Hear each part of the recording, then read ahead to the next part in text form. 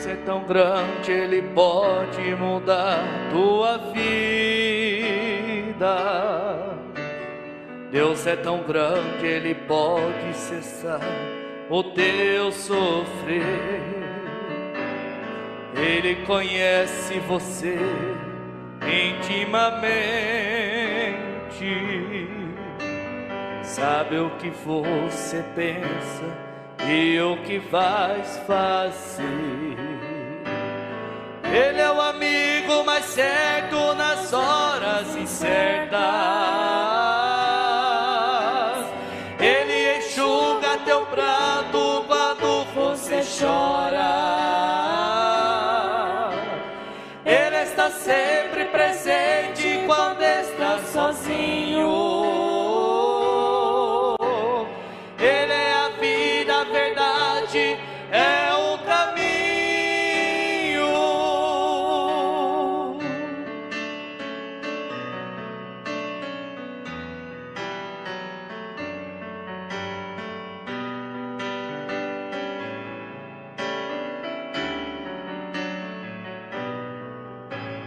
Ele é a realidade dos teus lindos sonhos. Ele é o Deus que te livra da imensa solidão. Ele é uma fonte jorrando nesse teu deserto. Ele é o amor que preenche todo o teu coração. Ele é o amigo mais certo nas horas incertas. Ele enxuga teu pranto quando você chora. Ele está sempre presente quando está sozinho. Ele é a vida, a verdade, é o caminho. Ele é o amigo mais certo nas horas incertas. Ele enxuga teu pranto quando você chora. Ele está sempre presente quando está sozinho. Ele é a vida, a verdade, é o caminho.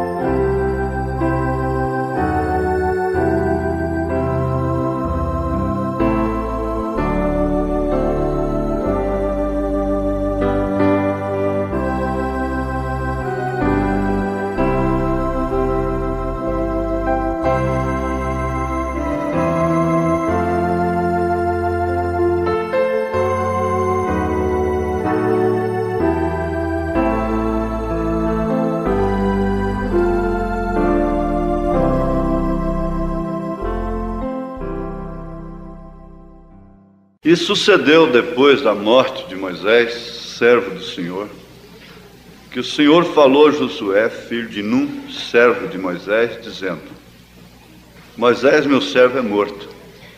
Levanta-te, pois, agora, passa este Jordão, tu e todo este povo, a terra que eu dou aos filhos de Israel.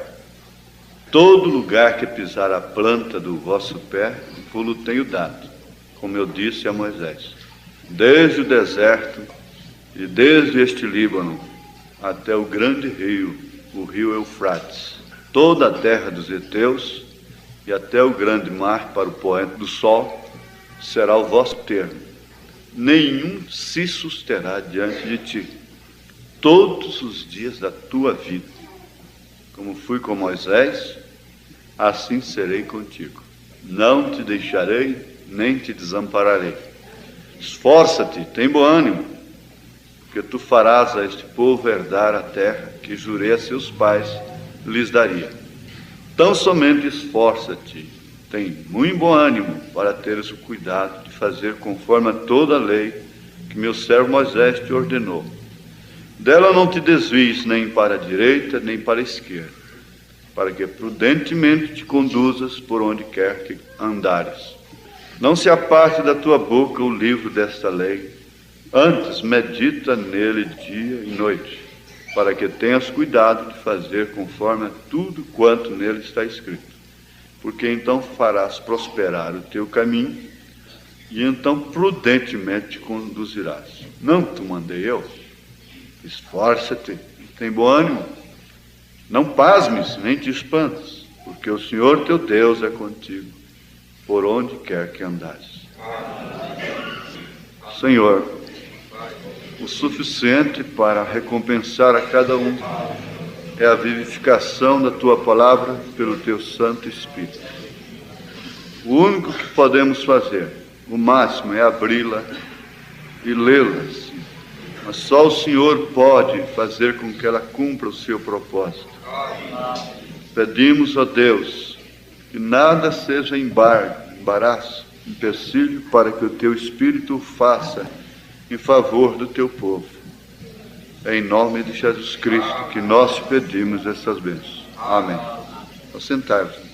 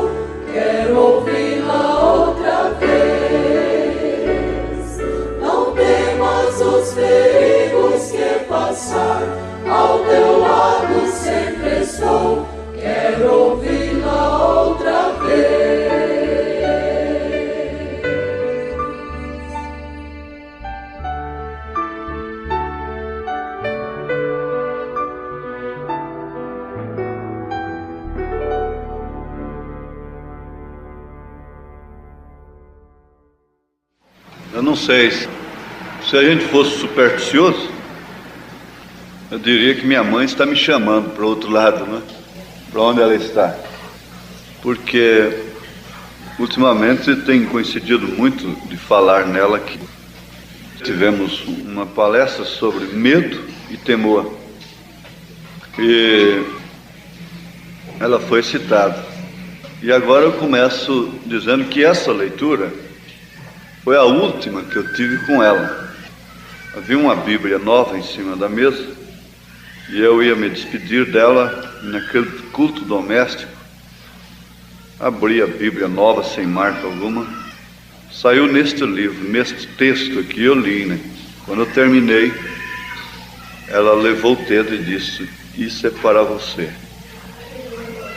Ela não foi nunca de tonteria, e ela falou com muita inspiração, mas naquela hora não refletiu muito aquilo para mim. Depois, passado um certo tempo, quando eu lia isso, Deus veio a mim de uma maneira muito especial, que não adianta querer explicar, transmitir, que a gente não dá conta.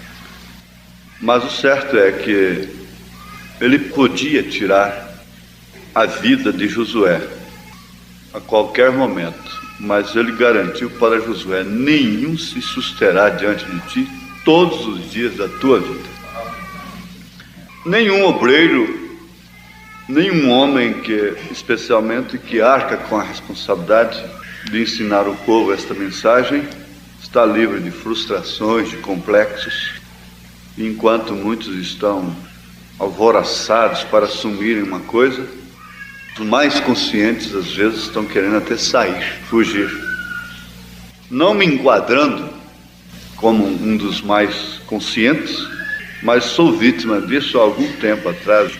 Em 81, dia 29/11/81, numa escola dominical, eu tinha vindo preparado para dizer para a igreja, que não sei se por cansaço ou o que for, que algo estava me pedindo para parar, nos meus sentimentos, parar de pregar, entregar a igreja, e sempre procurando uma confirmação de Deus para entregar a igreja para alguém que pudesse cuidar dela como Deus quer que cuide, não é? Eu não tive a liberdade no espírito. Às vezes a gente faz a igreja sofrer com os complexos da gente e cria até um empecilho para qualquer coisa no dia de amanhã. Mas isso é para que se cumpra um propósito de Deus, eu sei disso. Então, quando terminou a escola, um diácono me entregou esse cartão: o sofrimento é a mais sublime e poderosa forma de oração. Então, quando eu cheguei no estúdio ali, eu fui ler o cartão escrito atrás: só Deus é o caminho, mas você pode indicá-lo a outros. Só Deus é luz, mas você pode fazê-la brilhar no mundo. Só Deus pode o impossível, mas você pode fazer o que é possível. Só Deus basta-se a si mesmo, mas Ele preferiu contar com você. E no outro dia eu recebi uma carta de outro estado dizendo assim: pastor, não pare de pregar. Não pare de pregar. Fez questão de destacar essa frase. Mas não ficou nisso. Eu recebo uma do exterior. Em outras palavras, falando a mesma coisa, do exterior, da África. Daí a pouco eu recebo uma outra da Europa, falando quase a mesma coisa. E eu não sei o que quer dizer isto, Deus sabe. Mas o certo é que isso que nós temos estudado vai ser lembrado em síntese, para então entrarmos no assunto de coragem. Aprendemos que medo é um sentimento de grande inquietação ante a noção de um perigo real ou imaginário, de uma ameaça, um susto, pavor, temor. Aprendemos que há pessoas que fazem do mosquito o elefante, mas há outras que correm o risco de fazer um elefante um mosquito, por falta de noção do perigo. Às vezes o perigo é de fato grande e ela encara aquilo como nada.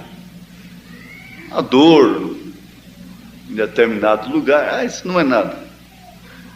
E não é nada, e essa tontura não é nada, e essa palpitação não é nada. Isso não é nada, isso não é nada. E nunca procura recurso.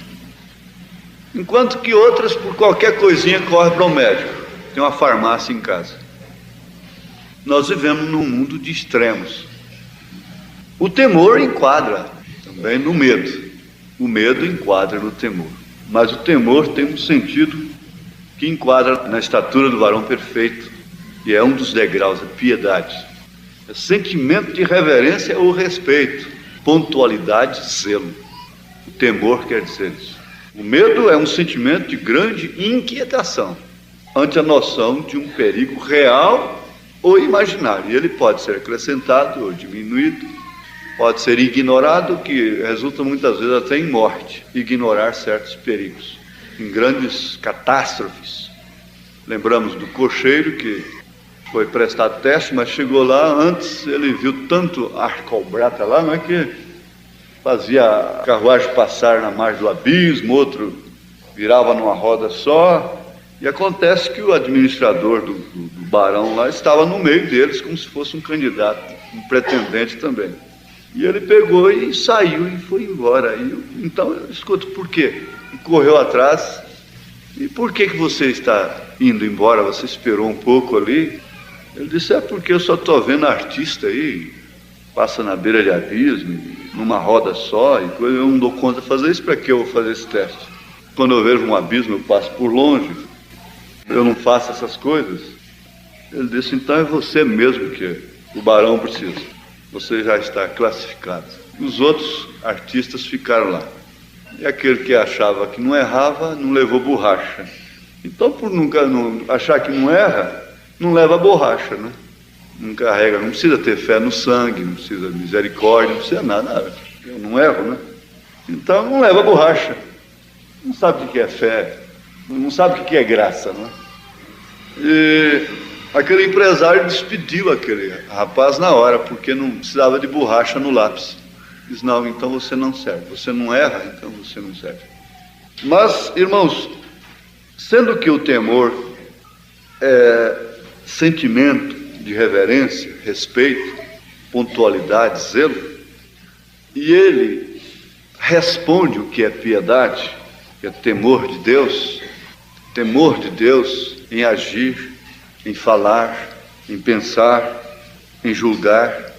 Isso está na estatura do varão perfeito. Então é um requisito que sem o qual nós não prosperamos como cristãos. E nós estamos falando a líderes. Você é uma líder do seu lar, não dos outros lares, mas do seu lar. Você é um líder de seus empregados. Você é um líder no seu lar, seus filhos, sua esposa. Então nós sempre estamos falando a líderes em potencial, até mesmo a crianças, a moças que lideram, moços, são líderes natos, não é? E toda pessoa causa influência. A irmã Meda causou muita influência.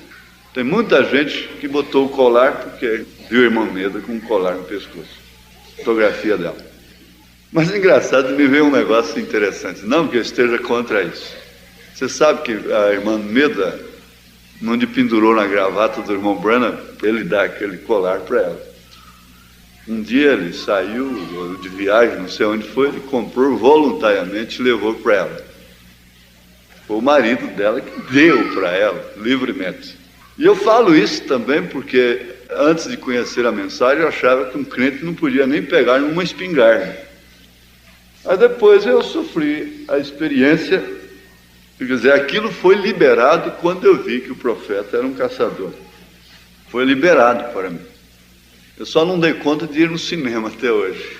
Mas não censuro, porque o irmão Branham foi em determinados filmes, mas nós aprendemos aqui que ele podia ir até na região dos perdidos. Ele foi justamente lá, na região dos perdidos, e não saiu de lá com um espírito daqueles, não é? Mas tudo é a falta de temor. Medo é demais, depois é um sentimento, é uma inquietação, uma insegurança, é um pavor, um susto terrível. O medo é demais. Mas a noção é conhecimento, é ideia que tem do perigo. E através da noção se prevê o perigo. As pessoas têm que ter noção, você tem que ter noção o que causa determinado porte seu como mulher. Para você não está sendo nada. E não sabeis. O profeta pregou, e não sabeis. Elas nunca se sentem condenadas. E chega ao ponto de uma irmã ver uma irmãzinha bem vestida, vamos dizer, sem esse decote. Zé, você é uma santa roladora, você é um espírito errado que está naquela pessoa. O irmão Branham disse que, ora, se a assembleiano tem uma fatilha correta, você deve comer a fatilha dele, né? Não é dele. Se a igreja católica estiver certa, não é dela. O certo não é dela. Todo certo é de Deus. Não é verdade? Agora eu não vou fazer isso porque a igreja católica tem. Quer dizer, eu não vou crer no crucifixo, a cruz, porque a igreja católica crê. O que é isso? Nunca. Mas, já que lembramos do medo, do temor, vamos para a coragem. E tudo que foi recomendado a Josué culmina nisso. Tenha coragem. Tenha coragem. Eu tenho tido o critério que eu estou até admirando, que eu nunca tive. Mas se isso é para aperfeiçoamento, é para alguma coisa, para o benefício, desde que eu não estou esforçando para isso, isso está acontecendo, então eu estou me sentindo bem com isso. É sentir, é estudar os sentidos das palavras. O que o irmão Branham fez, não de uma maneira sistemática, como regra, mas estudando o sentido das palavras, até mesmo buscando no grego, no hebraico, ele fez base para grandes e profundas mensagens. Então a coragem é bravura, bravura em face do perigo. A coragem é intrepidez, é ousadia, concede-nos ousadia para pregarmos a tua palavra, enquanto tu estendes as tuas mãos para curar, fazer prodígios e maravilhas. Sempre o povo de Deus teve que enfrentar uma situação que viesse a exigir ousadia, coragem. Mas vem a pergunta: qual a ousadia, a coragem que um homem tem que ter hoje para ser um cristão, para obedecer a mensagem? O que é que passa na sua frente? Estamos vivendo num mundo de direito. Há tanto direito que, em exigências e legalismo, o povo da mensagem está muito mais livre do que certas seitas que tem por aí. E há outros cultos no país e no mundo que exigem muito mais sacrifício. A mensagem não é uma exigência. A mensagem é uma ordem interior, nas tábuas do coração. É um jugo suave, é um fardo leve. Mas há crenças que exigem muito mais. E eles atendem por legalismo. Eles têm ousadia para obedecerem, para pregarem. Eles têm coragem. Eles têm ousadia. Isso quer dizer também resolução, coragem. Ninguém toma uma resolução sem ser tomado de coragem, franqueza e desembaraço. Uma das coisas que mais se necessita na vida hoje, porque o pecado e o embaraço nos rodeiam de perto, Hebreus 12. Ora, você vê que a Gideão foi dito varão valoroso. Nós vamos chegar lá. Tudo para a missão que exigia coragem, que exigia ousadia, intrepidez e desembaraço. Quando uma pessoa quis seguir a Jesus, disse, Jesus dispensou. O outro Jesus chamou, ele disse: deixa eu enterrar primeiro meu pai. Ele disse: deixa os mortos enterrar seus mortos, e vem, segue-me. Você tem que ser desembaraçado. Então ele disse que Moisés não se comprometia, ele não era embaraçado. Nem mesmo os seus atos que não foram entendidos por lei de Deus, pela própria lei que Deus deu nas tábuas, ele não ficou embaraçado. Você não pode ser embaraçado. Se você é um crente embaraçado, você parece aquele cordeiro que foi posto no lugar de... Você entende? Isso quer dizer, eu preso do Senhor, porque tudo tem os dois lados. Mas o desembaraço deste lado que Paulo fala, o embaraço e o pecado nos rodeia de perto, é aquilo que te compromete como cristão, e que paralisa a sua fé. Você tem fé, mas ela está paralisada. Aquele paralítico tem pernas, mas estão paralisadas. Tem braço, mas está paralisado. Tem fé, mas está neutralizada, impedida por alguma coisa embaraçando, amarrando. Então há algo embaraçando a fé perfeita. E não há outra coisa senão os cuidados da vida, diz o profeta. A concupiscência dos olhos e os cuidados da vida é que mais tem embaraçado, tem se posto como pedra diante da fé, a fé perfeita. Então, que tal o filho que disse eu vou e não foi, e o que disse que não ia e foi? Então é preferível que você tenha bastante pedras na sua frente e você esteja pulando daqui e vencendo, do que ter uma estrada ampla, dizer assim, não, eu posso olhar para trás, olhar para a direita, para a esquerda, para frente, para trás, ninguém pode pôr o dedo. Posso deitar em berço, eu posso deitar descansado. A sua fé nunca será perfeita. Deus gosta de te ver em problemas, para que Ele possa sempre mostrar para você que Ele é Deus. Ele diz assim, Deus levou Israel para o deserto e fez uma armadilha para Israel. Ele próprio fez armadilhas. Ele próprio incitava o inimigo contra Israel para mostrar que ele era Deus. Ele podia ir ferindo rochas na frente. Ele podia abrir um rio, diz o profeta, e conduzir Israel por aquelas águas cristalinas. Mas ele deixou poços no deserto que se você tomasse, você morreria.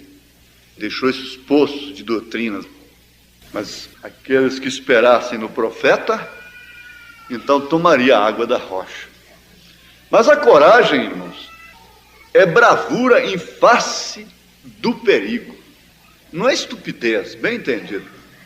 Não vamos confundir coragem com estupidez. Mas a bravura, o substantivo aí, o bravo, né? Bravo o que é? Bravo é corajoso, é valente, é intrépido, é valoroso, no sentido positivo. No sentido negativo é muito agitado, colérico, iracundo, o que um cristão não deve ser recomendado na Bíblia, não ser iracundo. O iracundo primeiro tem que ser nervoso. Vocês têm que entender isso. O irmão Branham falou para aquele ministro que era nervoso, você tem que cobrir essa mancha. Ele falou, qual que você preferiria? Ser cego, ou estar canceroso, ou numa cadeira de roda, ou ser nervoso? Então é preferível, no último caso, ser nervoso. Mas você terá que cobrir esta mancha.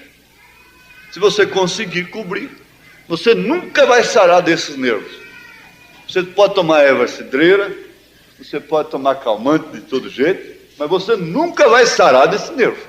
Agora você tem que cobrir esta mancha. Você tem esse espinho na carne. E como você vai fazer? Você sabe que antes de ser iracundo tem que ser nervoso. Então isso é a bravura, é a franqueza, é a coragem no sentido de ira. Pessoa franca, explosiva, temperamental, com o marido, com a esposa, com o irmão, com a irmã, muito franca, explode, colérico. Então Paulo vem aos Efésios, os Efésios fazem um confronto com Josué, mas ali está a recomendação de tudo que os coríntios precisavam também. Eles estavam em ordem com os dons. Paulo não falou nada sobre os dons, mas aquele que mentia não minta mais, a ira seja tirada do meio de vós, a cólera e assim por diante. Paulo não condenava a igreja.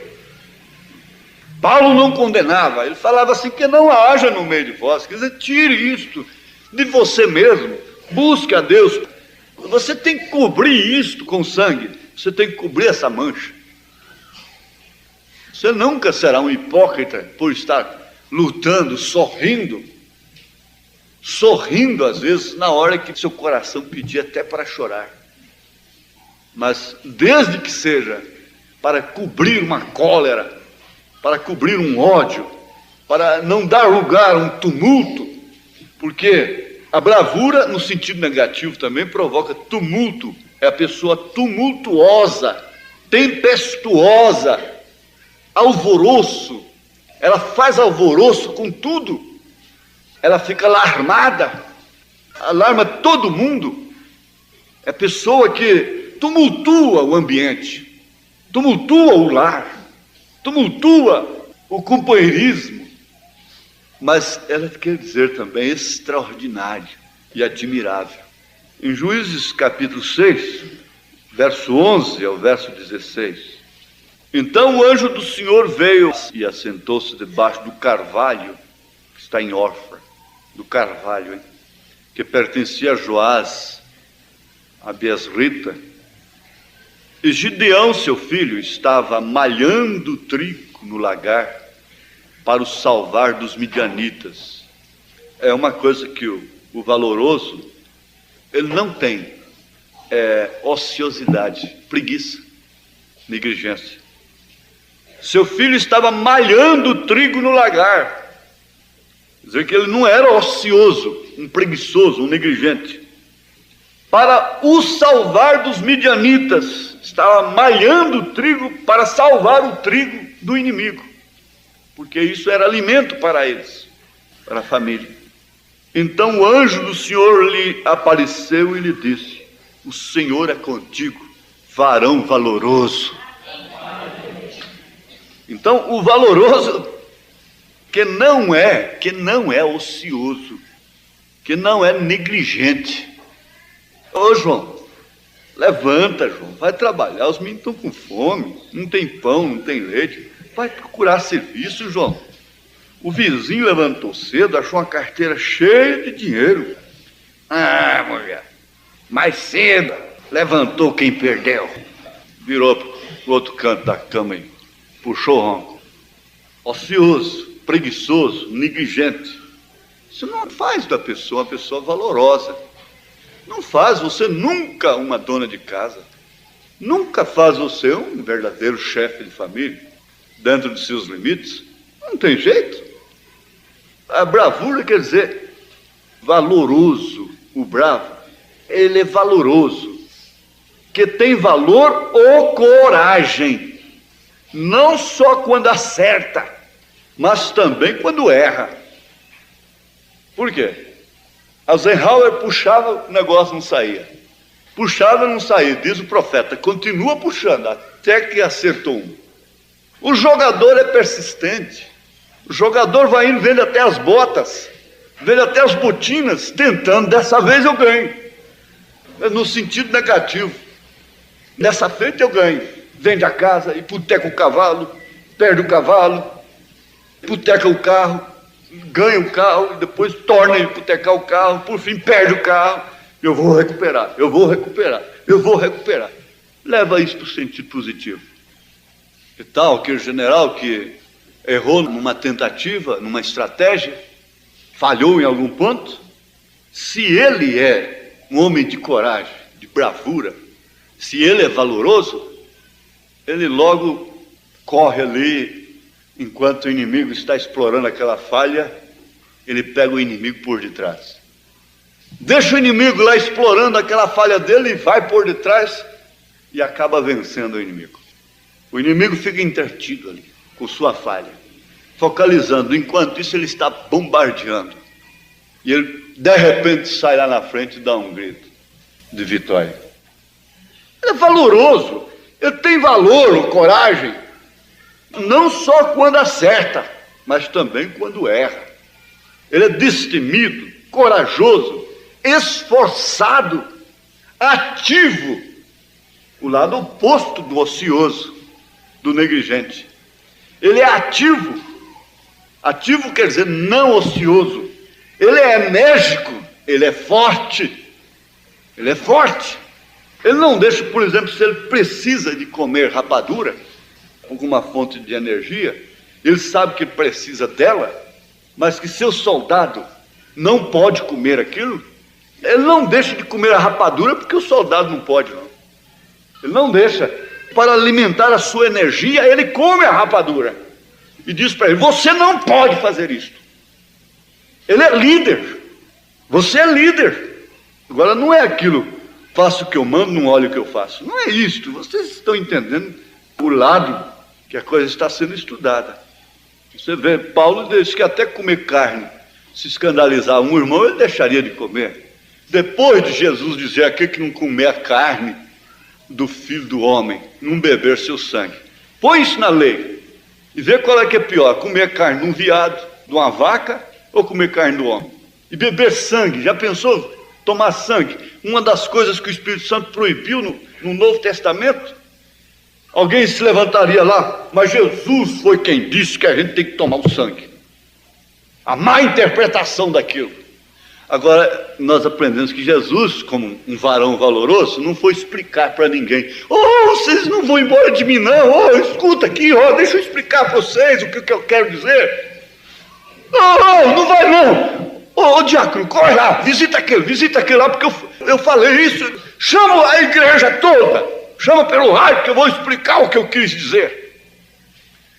Gente, não é porque vocês vão ser antropófagos, canibais não, vampiros não, isso é contra a lei de Deus.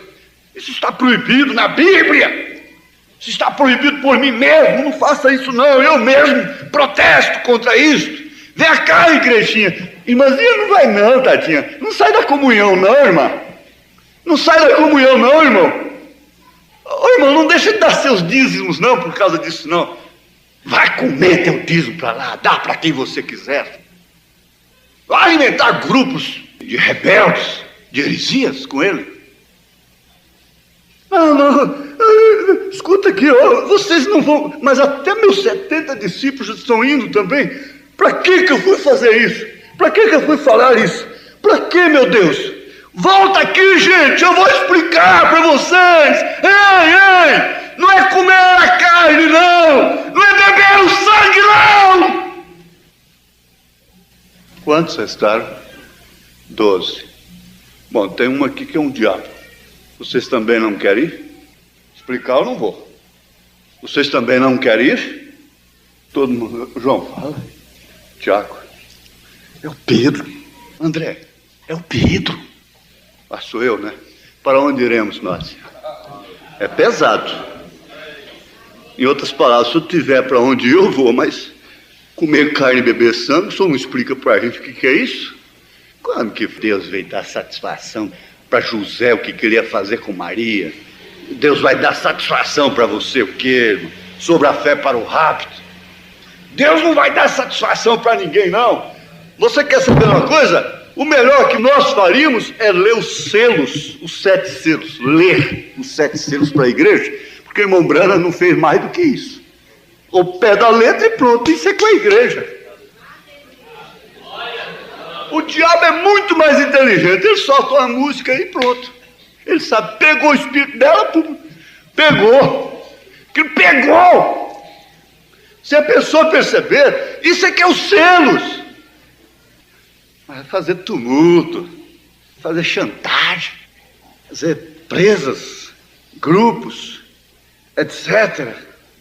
Tá certo, os filhos das trevas são trabalhadores, são valorosos, mais do que os filhos da luz. Eles trabalham mais. Mas Gideão logo começou a olhar a sua possibilidade. Ai, Senhor meu, se o Senhor é conosco, por que tudo isto nos sobrevém? Se a coluna de fogo está dirigindo Israel, por que tanto problema? Se estamos na mensagem da coluna de fogo de novo, por que tanto problema no nosso meio? Por que o próprio Moisés causar motivo para sua própria irmã morrer leprosa? Por que ele não explicou para ela? Por quê? Você tem que entender agora por quê. É o seguinte... Se algum dia Deus teve o seu povo sob uma liderança, Ele o terá todos os tempos. Enquanto esse povo estiver aqui, ele estará sob uma liderança, sabendo que um povo pode ser enganado por um pouco de tempo, a parte de um povo. Depois, um povo não será enganado, o povo todo não será enganado por todo o tempo. Você não pense que você vai enganar por toda a vida. Espera um pouco. Extraordinário. Primeira coisa que é o extraordinário é o que não é ordinário.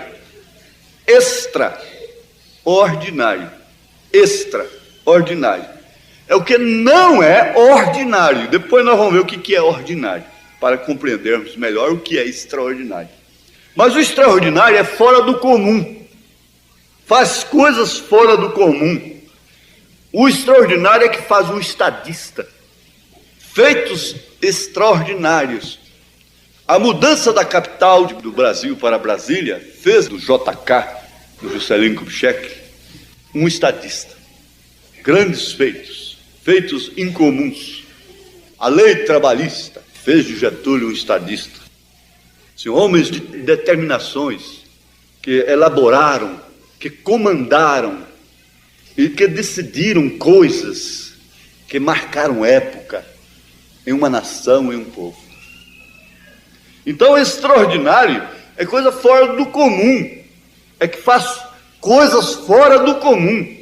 Ele tem que ter soberania para fazer aquilo, ele tem que ser corajoso, ele tem que ser bravo, ele é qualificado para aquilo, ele é comissionado para aquilo, e quer dizer também excepcional, anormal, encarregado de tarefa ou missão especial.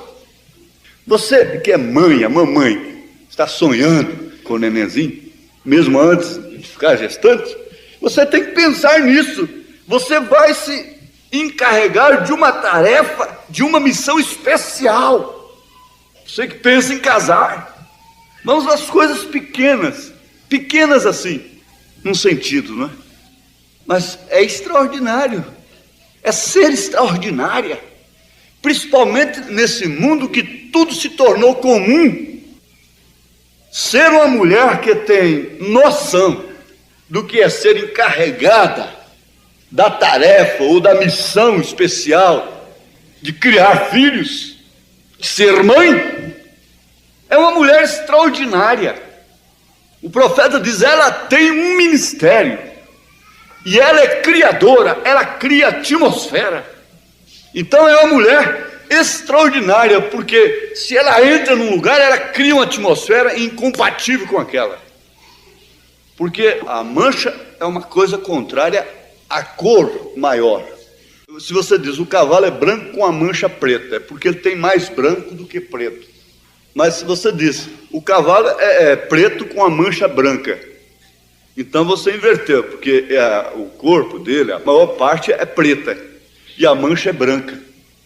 Então, quando você chega num lugar, por necessidade que deve estar ali, você é a mancha branca no corpo preto.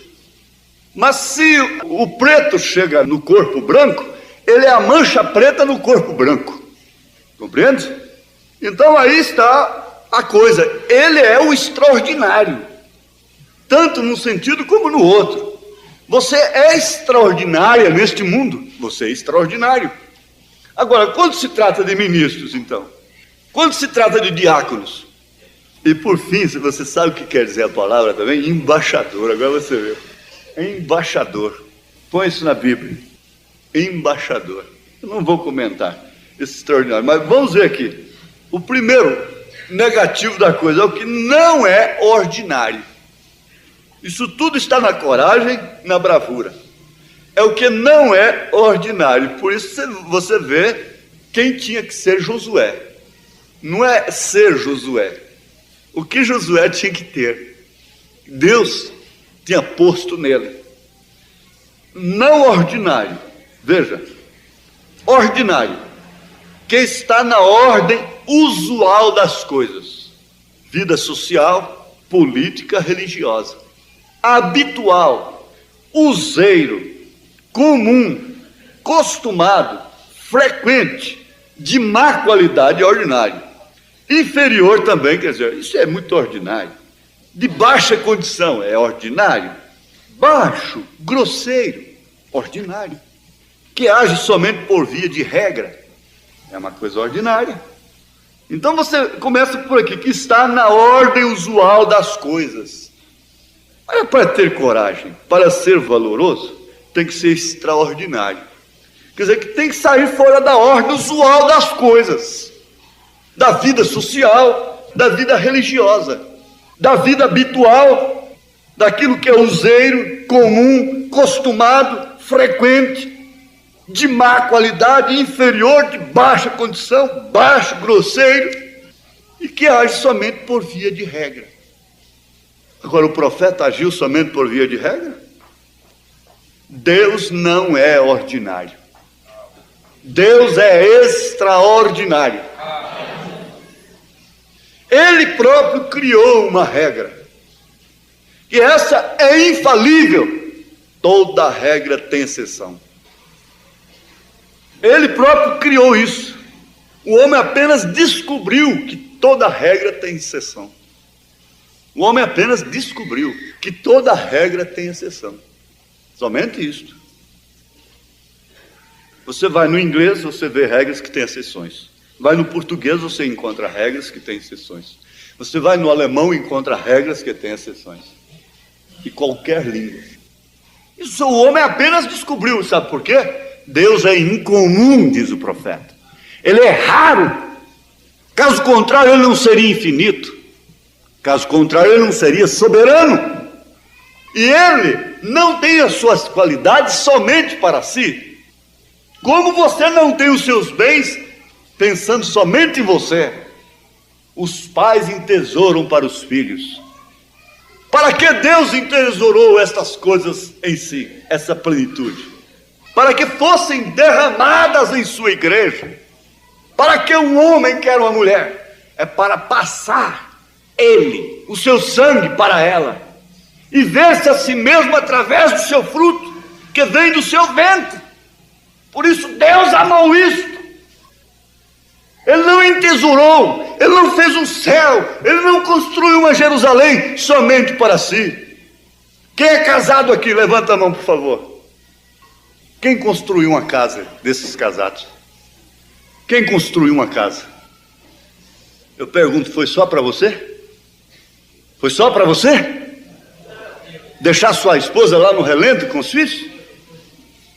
Na casa de meu pai há muitas moradas, e eu vou vos preparar lugar. E aquele que vencer assentar-se-á comigo no trono de meu pai. Somos participantes da natureza divina, como filhos genuínos que somos. Por isso somos extraordinários também. Agimos por vias incomuns. Somos místicos. Somos mal entendidos. Você esperar ser entendida por aquele marido que nunca teve o Espírito Santo na vida? Você esperar ser entendido por aquele irmão, por aquela irmã, por aquele parente, por aquele amigo que nunca soube o que é Espírito Santo, que nunca soube o que é a palavra de Deus, que nunca soube o que é soberania? É a mesma coisa de você esperar Caifás, Anás, dizer assim: este é o Messias, porque ele disse para essa mulher: vai e não peques mais, eu não te condeno.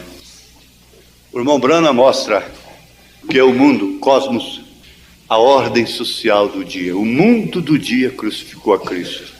A ordem social, porque ela é ordem. Era coisa ordinária, usual, ritual do dia. Então aquilo chocou, começando pelo seu nascimento. Chocou com a ordem social do dia. E o profeta então diz que, falando o que Pedro disse, que os céus e a terra passarão com grande estrondo, ele mostrou que céus e que terra passarão. É a ordem social. É o filtro do homem. É o filtro social, político, religioso. Então ele mostrou que o homem põe um filtro no cigarro, mas ali está passando a nicotina e o alcatrão da mesma forma. Então você não é esse tipo. A igreja, o corpo de Jesus Cristo, não é esse tipo. Ela é um corpo extraordinário. E eu pergunto, Deus daria algum passo extraordinário nesses dias? O que é ordinário no sentido positivo, não simplesmente ordinário, marcha! Rebaixando, porque você é soldado e eu sou coronel. Você é soldado e eu sou sargento. Ordinário, marcha! Não, porque há o ordinário no sentido positivo. Então você encontra Jesus metendo o pé na mesa, no templo, virando cadeira, e diz o profeta numa mensagem, ele diz assim: tomando uma posição contra Jesus. Então ele pede desculpas a Deus, ele pede licença, em outras palavras, para tomar uma posição contra Jesus. Como é que podia Jesus chegar e meter o pé e fazer e revirar aquilo tudo dentro de uma casa santa daquela? É porque ele era extraordinário. Aleluia. Glória a Deus. Fé perfeita, a partir do parágrafo 73. Se você tem medo, ele diz assim que as pessoas têm medo de receber o Espírito Santo, porque elas vão agir de uma maneira extraordinária. Se você tem medo quando vem pela linha de oração e diz: pois eu simplesmente não tenho a fé suficiente, você vai ver que tudo isso aí é levado pela fé. Pois eu simplesmente não tenho a fé suficiente, certamente nunca sucederá. Sua cura não tem jeito. Não tenha dúvida disso. Tenha coragem. Tenha bravura. Seja extraordinário. Aquela mulher que tinha fluxo de sangue, ela foi o toque extraordinário da multidão. O toque extraordinário, porque todos os demais foram ordinários. Mestre, a multidão te aperta. Todo mundo te toca, como tu dizes, alguém me tocou. Mas foi um toque extraordinário. Então, a essas alturas é preferível ser uma pessoa que está perdendo a vida e dar um toque extraordinário, porque as que estavam cheias de vida estavam acompanhando para ver milagres, para assistir, curiosidades. Eles não precisavam, então é preferível ser um Lázaro morto na sepultura e ouvir a voz: Lázaro, levanta-te. É preferível estar com o nariz caído e ninguém desejando, fedendo, mau cheiro terrível. Mestre já cheira mal, minha irmã não queria ver mais. Quer ver seu irmão lá? Quer? Do jeito que está lá? Marta também não queria, não. Já cheira mal. Mas como é preferível ser um Lázaro nessa hora, hein? Do que ser um Anás. E você vai, então, é preferível ser lá em Jericó. Quem queria ser uma meretriz que vendia o corpo para tratar dos pais aqui? Isso é loucura. Quem queria ser? Você quer? Se você morasse em Jericó e agora você pudesse escolher quem você gostaria de ser lá em Jericó, agora. Vamos supor que o mundo vai voltar. O tempo vai voltar. E agora essas moças aqui têm o direito de escolher quem vai ser em Jericó. Quem é que você queria? Você tem o conhecimento de quem foi Raabe. Eu que quero ser Raabe. Você quer ser Raabe? Raabe é extraordinária. Ela feriu a ordem social. Ela feriu.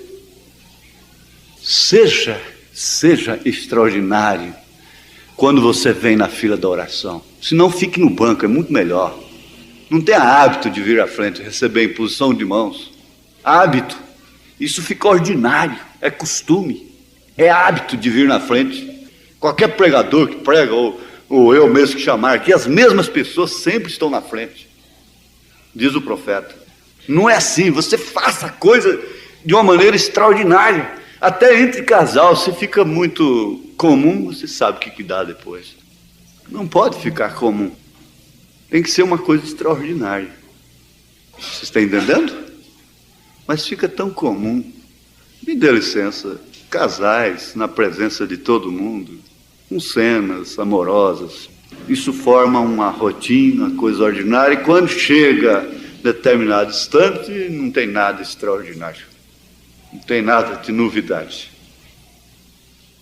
Certamente nunca sucederá, você não pode ter dúvida, porém se você sabe que vai suceder, então assim será. É uma substância. Jó temia que estas coisas lhe acontecessem, e assim foi. Lhe faltou bravura, faltou coragem. Se você teme que sua enfermidade não lhe deixará, então assim será. Se você tem fé que ele lhe deixará, assim será. Se você se tornar-se bravo pela fé, não adianta nada você bater o pé e ficar igual aquele marido, falar para a mulher: me segura, que senão eu bater, me segura mulher, me segura, senão eu vou. Ele estava com medo do outro. Estava com medo. Tem muita valentia dessa forma. Jó temia que essas coisas lhe acontecessem. Agora, se você tem fé que ele deixará, assim será. Consulte com qualquer médico e verá que a primeira coisa que ele fará é animar sua confiança no medicamento que está lhe dando.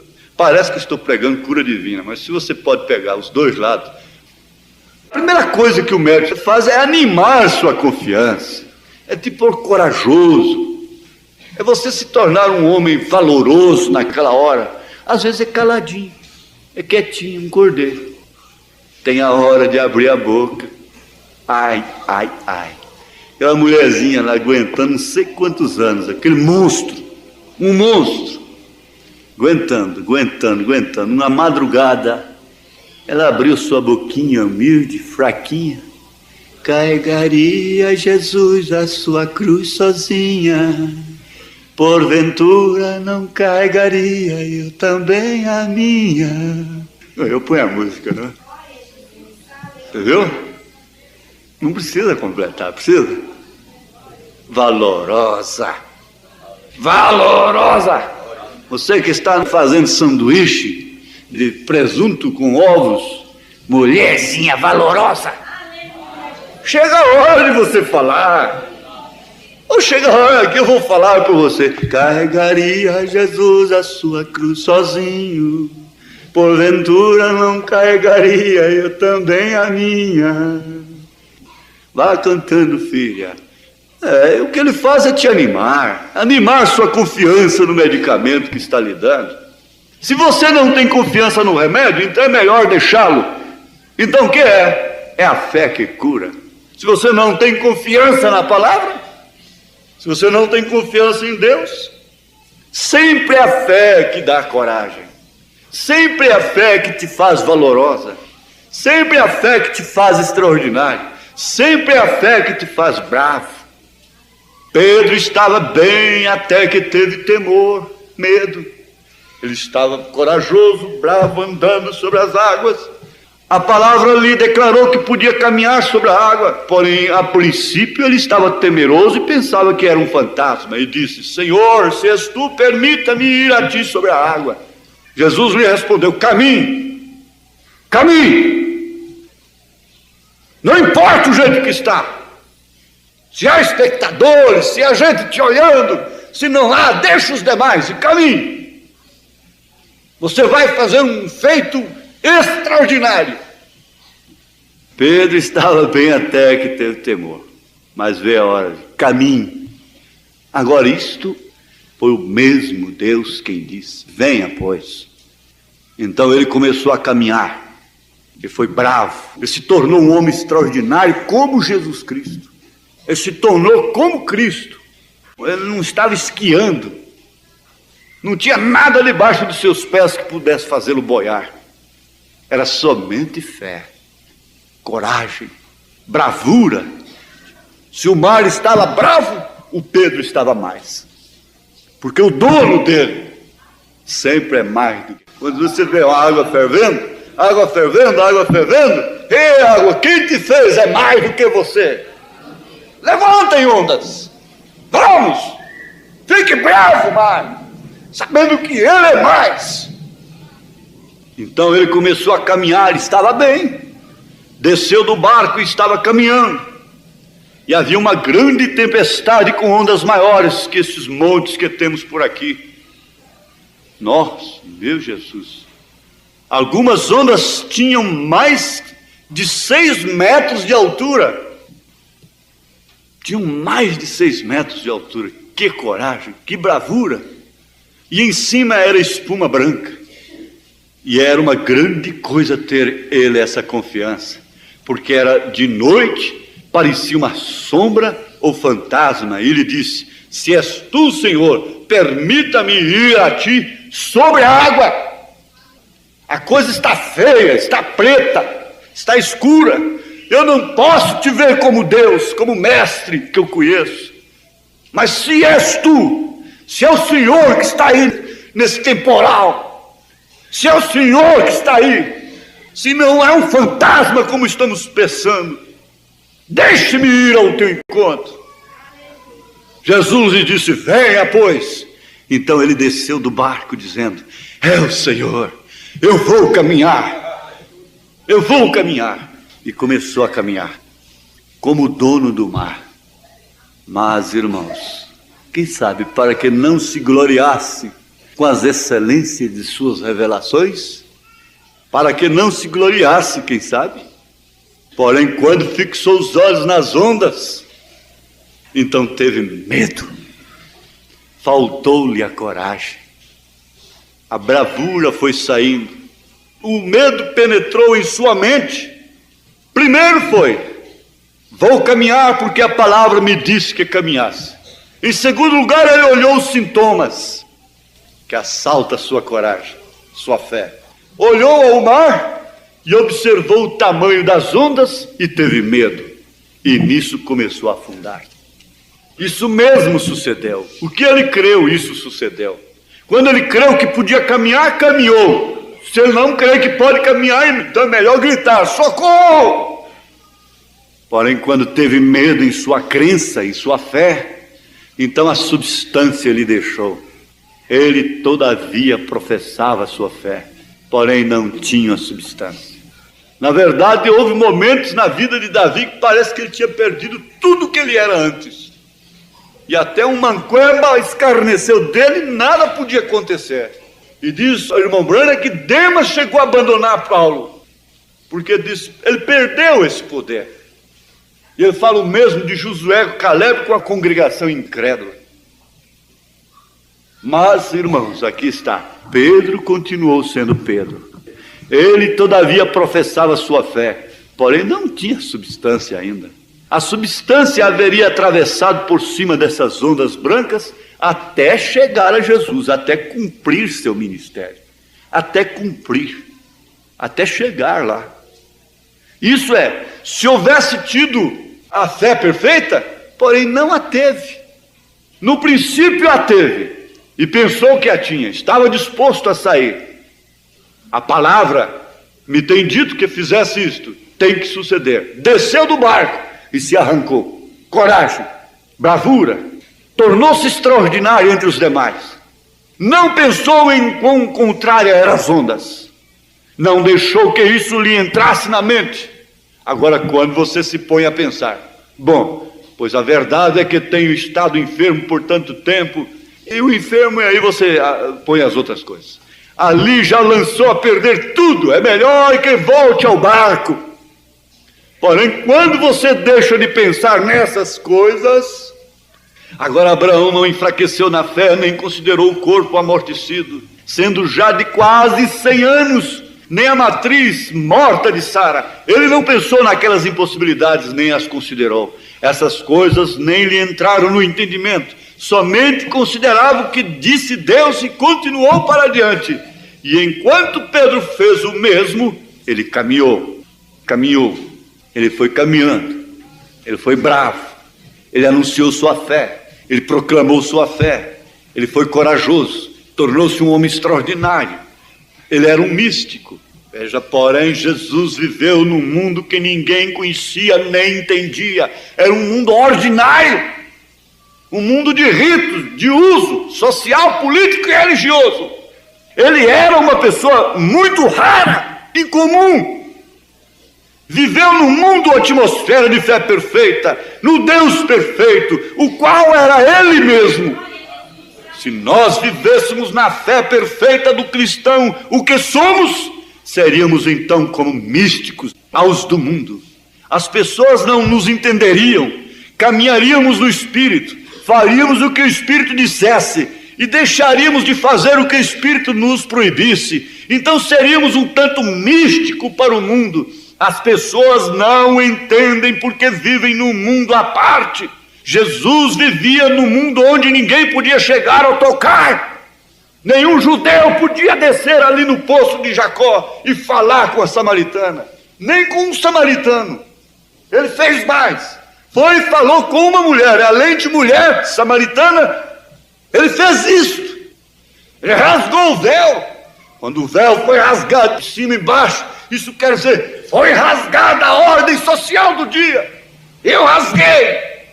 Eu desci lá, dei água para ela, a levantei. Levarei esse ladrão para estar comigo. E ladrões, meretrizes, Veja quem anda com ele. Eu rasguei. Abri, entrai-vos, eu vou na frente. Vamos, varões valorosos. Quando ele lhes falava, dizendo-lhes certas coisas, eles lhes respondiam: mestre, tu falas em parábolas e nós não entendemos. Como pode ser isto?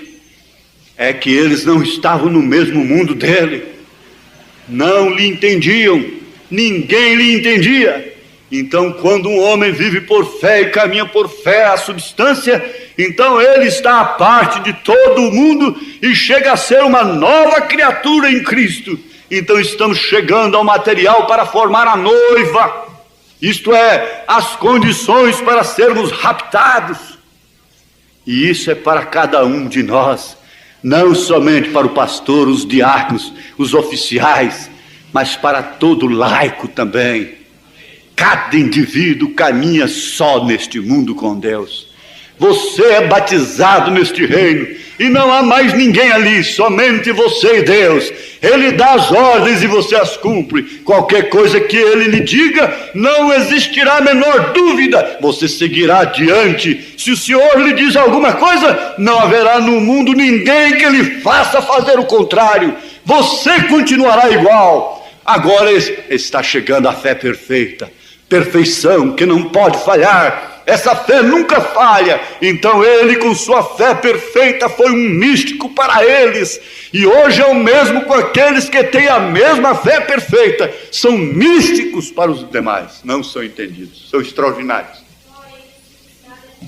Agora eu pergunto: o que está exigindo o mundo de nós?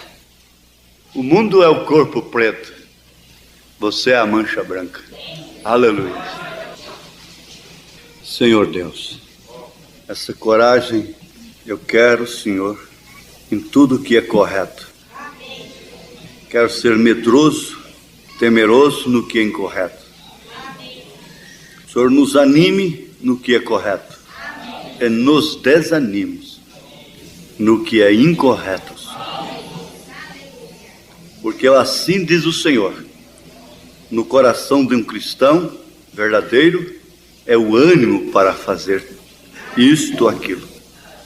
Não é o anjo aparecendo no caminho, não é uma nuvem, não é uma voz extraordinária. É o ânimo. Tenha bom ânimo, levanta-te. Eu estou contigo. Não pasmes nem te espantes. Vamos, varão valoroso, varoa valorosa, continue no que é correto, pare no que é incorreto, pare com a doença, deixa de propagá-la, e pela fé agora, põe termo em tudo que você acha que tem que pôr termo. Ponto final. Se Deus te dá essa graça, se Deus te dá essa força, isso acontece agora. Porque Ele tem misericórdia de quem Ele tem misericórdia. Ele se compadece de quem Ele se compadece. Aleluia, glória a Deus. Então você tem aquilo que você crê agora. Isso é assim, diz o Senhor. O que você creu agora, você tem. Não duvides. Tenha coragem. Não é sua força, não é o que você é, não é você. Carregaria Jesus a sua cruz sozinho, porventura também eu não carregaria a minha.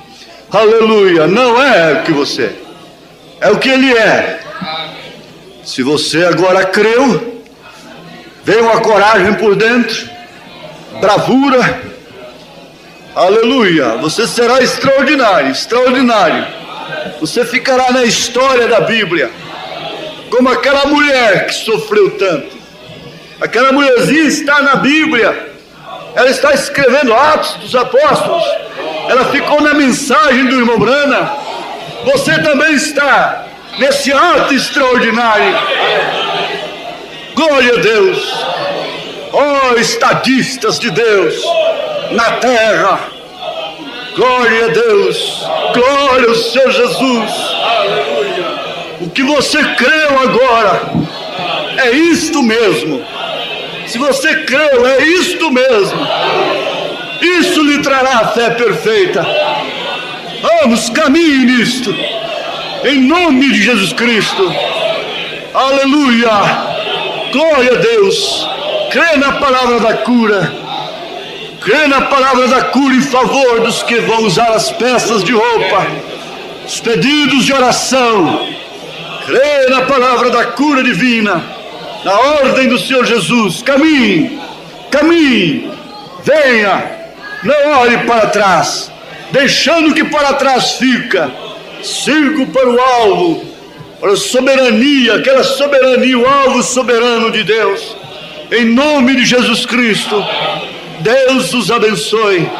Em nome de Jesus, amém. Glória a Deus, amém. Amém.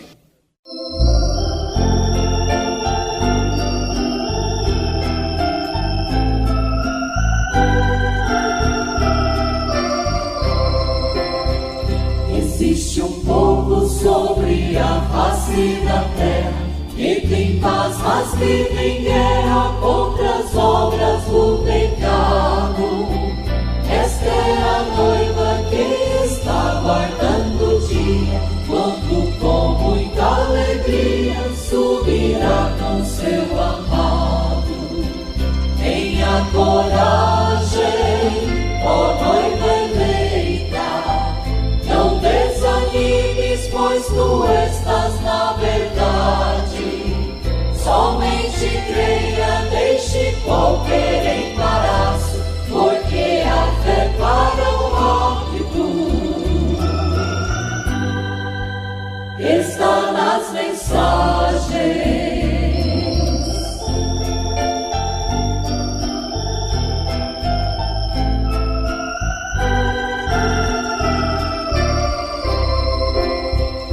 Existem muitos que estão confundidos, vivendo preocupados com o que há de acontecer.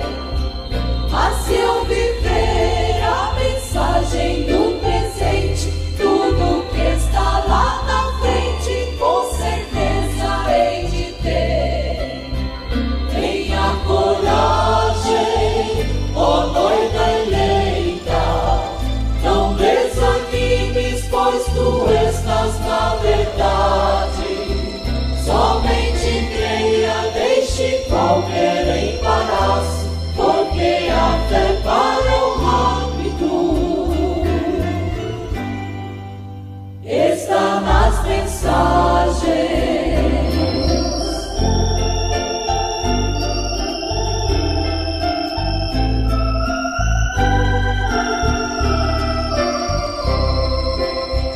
Pouco importa saber os grandes mistérios, o importante é ser sincero diante do meu Senhor. Ver Jesus Cristo orando em minha vida, caminhar de fronte erguida, com passos de vencedor. Tenha coragem, ó noiva eleita, não desanimes, pois tu estás na verdade.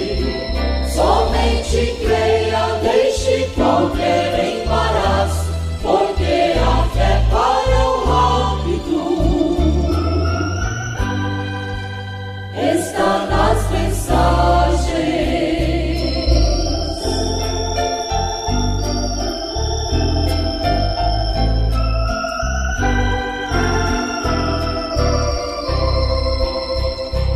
Mensageiro já nos tem aconselhado, dizendo somente creia e não interprete nada.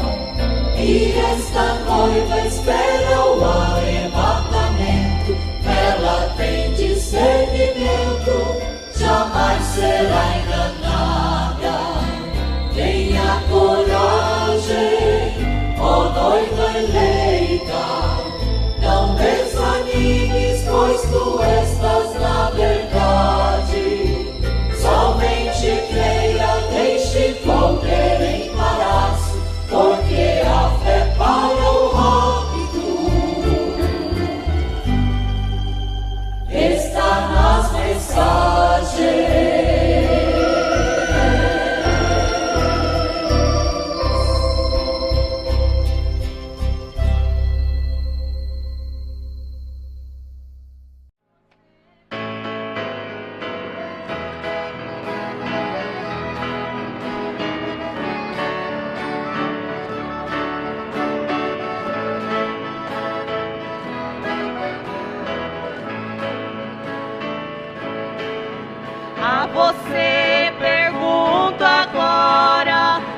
porque teu coração chora e não conheceu a Jesus.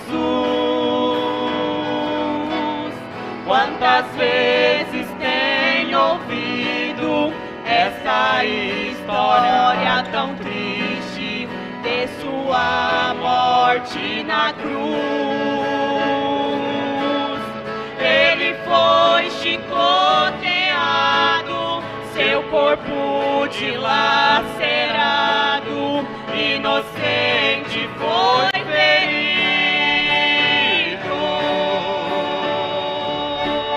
Quanta dor ele passou, humilhação suportou, para não te ver perdido. Você tem muito valor, tudo isso por amor, Ele fez pra te salvar. Sua alma clama e chora, deixe este mundo agora, não há nada que esperar. Seus pecados cometidos serão todos esquecidos, para lhe dar a salvação, Ele quer te perdoar.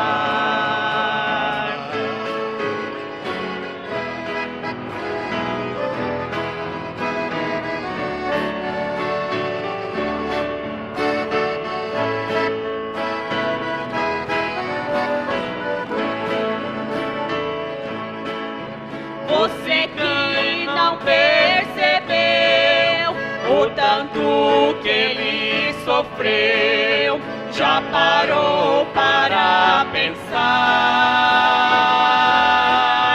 Por você Jesus morreu, pregado naquela cruz, tudo fez por te amar,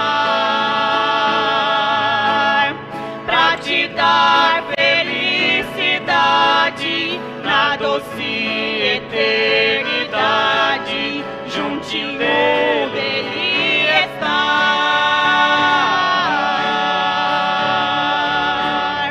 No sofrimento cruel, por ti derramou seu sangue, só pra te ver lá no céu.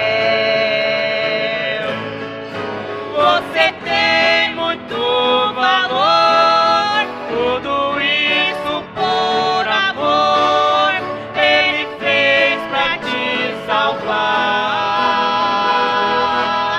Sua alma clama e chora,